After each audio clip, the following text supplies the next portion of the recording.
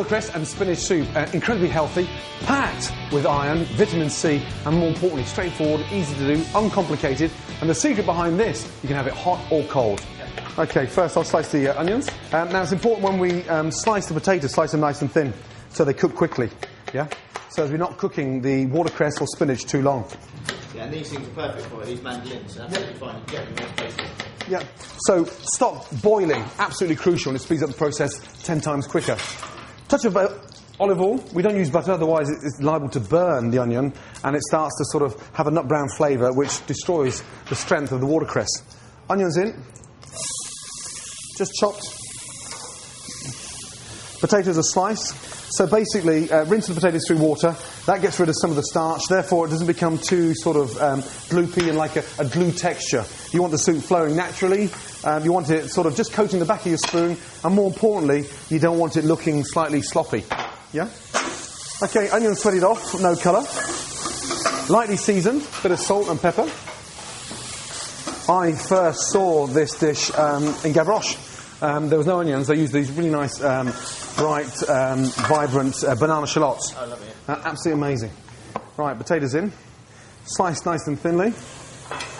Keep the temperature of the gas quite high. So we really start to sort of saute the onions. Drain off the water. Potatoes in. Again, just a small seasoning every time we put something in. A touch of salt and a touch of pepper. Cooking like that is a lot more accurate when you're doing small amounts of seasoning rather than big clumps at the beginning or at the end. As the potatoes start to break down, that identifies they're obviously half cooked. And more importantly, just turn up the gas because we've got to get the temperature back up now, ready for the watercress. The stock is boiling. We're using a really nice vegetable stock. It's so easy to make a vegetable stock, basically out of trimmings, leeks, carrots, asparagus trimmings are great for vegetable stock. Into a pan, just undercovered with water, brought up to the boil, cook for 8 to 10 minutes, finish with fresh lemon, fresh parsley, and leave the vegetables soaking in the stock so it really intensifies. The potatoes are starting to break, so therefore just starting to cook.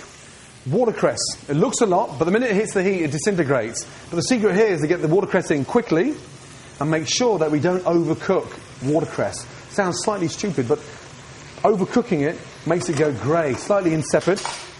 And then the spinach in as well. This is baby spinach. Beautiful, fresh, crisp baby spinach. Now, again, a little seasoning. This time, just one twist of pepper.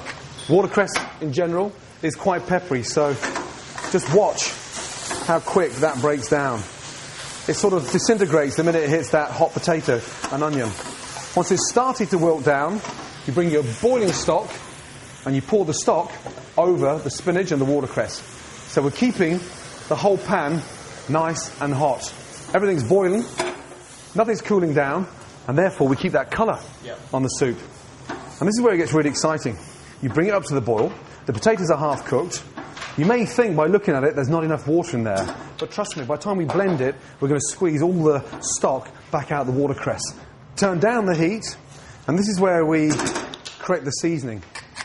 A lot easier to correct the seasoning now as it's cooking rather than trying to do it at the end. From there, very carefully, out, have an even distribution of stock to watercress and potatoes. And this is what is striking about this soup, just how easy it is. 2/3 full, never fill a blender right to the very top. Just pulsate it first. Once you've started to break it down, then turn it on.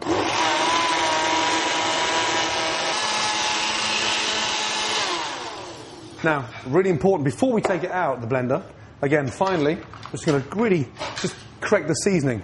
So, touch more salt. And look, it's not too thick, it's not too gloopy. We've rinsed the starch off the potatoes, so therefore we've got this really nice sort of consistency in the soup. Back on. Bang, and off. Now, what frustrates me with 90% of the chefs in this country, they'd pass that through a sieve. I was about to say, it's really nice not to. All the goodness goes. Everything's gone. Yeah. There's our That's my one. mug. Look at the colour. Beautiful. Into the bowl. In. And you've seasoned the creme fraiche.